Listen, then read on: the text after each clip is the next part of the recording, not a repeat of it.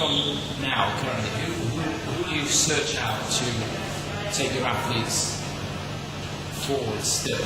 And what do you think the biggest, what do you think the next games are going to, where are the next games going to come from in swimming? I think that areas where we can get better, I think all the time, are probably on the nutrition side of things.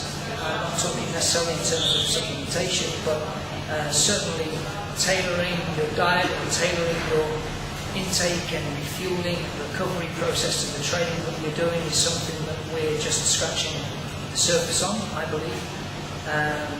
Gone are the kind of days where get out of training, eat a banana because that's going to be good for you. Well, there might be something out there that's an awful lot better. So that would be one area. I think that the world in general is moving on with everything. My TV now is better than my TV 10 years ago. So just as a natural progression, people kind of get faster and smarter and think about what they're doing a little bit better. And I think that then would stem on to where I think where I probably focus on is looking at the athletes as individuals. I think that's the most important thing. It's slightly different here because it's an early season camp and we're all doing the same thing. We're just trying to get into generally better shape. But in a couple of weeks' time, that's going to have to change, and we'll have to focus in on what a Liam Tanner needs, or what a Ross Davenport needs, or what a Francesca Household needs to make them better. And in a lot of cases, that's going to be markedly different from one to the other. So understanding athletes as individuals, not just psychologically, but also physically and what they need to do in the pool, for me is probably the way we need to go. We don't, as a nation, I say we as Great Britain, we don't have the numbers of the USA or China as simple examples.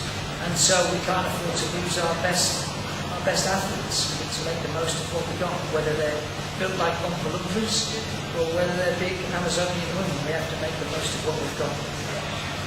Your group in Loughborough it seems to be a quite intelligent, articulate group of people. We take after their coach, James. who know themselves, they know the sport, they know the landscape. How easy is that for you as a coach to be able to help them achieve when they are as articulate as they are? Listen, there's a whole range of levels of articulation, to be honest with you. You've got a couple of good ones to my left currently, but there's a couple back out resting on their beds who might be a different kettle of fish.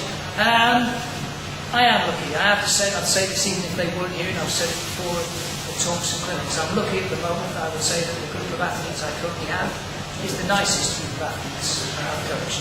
There's no troublemakers, there's no one who doesn't want to do it.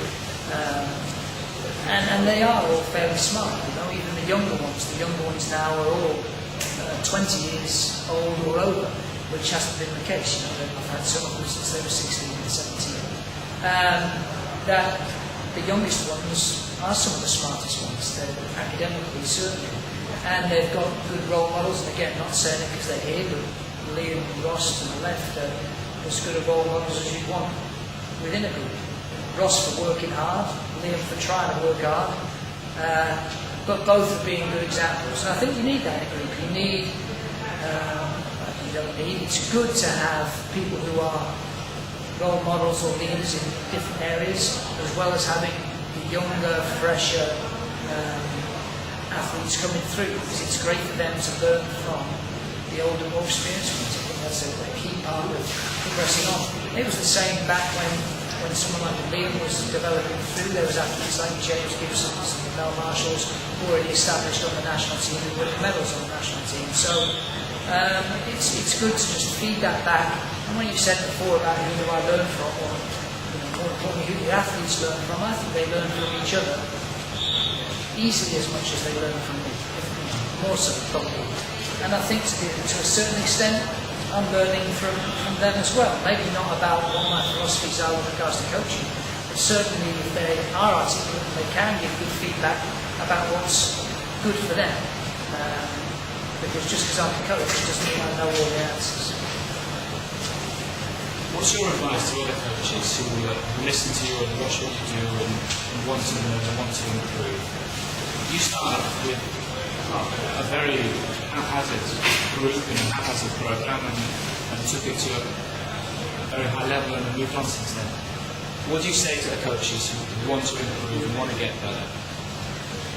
I would say that the key things for improving as a coach would be to, one, always keep learning. It doesn't matter what you've achieved or what you think you've achieved.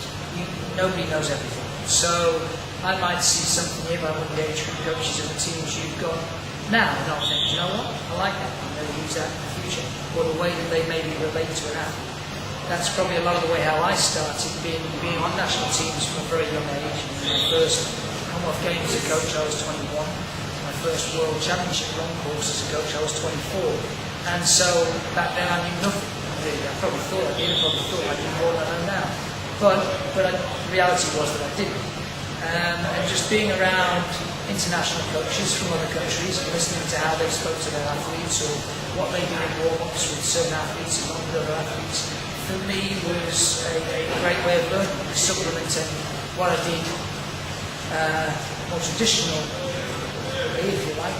I studied sports science at university, so what I did for my degrees or through reading was supplementing that through real knowledge, through real experience, through understanding people and what made people tick better. So yeah, just keep on learning, keep your eyes and ears open all the time. Like I said, if someone's watching and listening to me, I'm sure 50% of the stuff that comes out of my mouth is a load of rubbish, but there might be something for some people they pick up and they think, you know what, I like that, I'll use that and I'll develop it and I'll make it better. And I think that's the way that sport and lots of other areas of life improve as time goes by.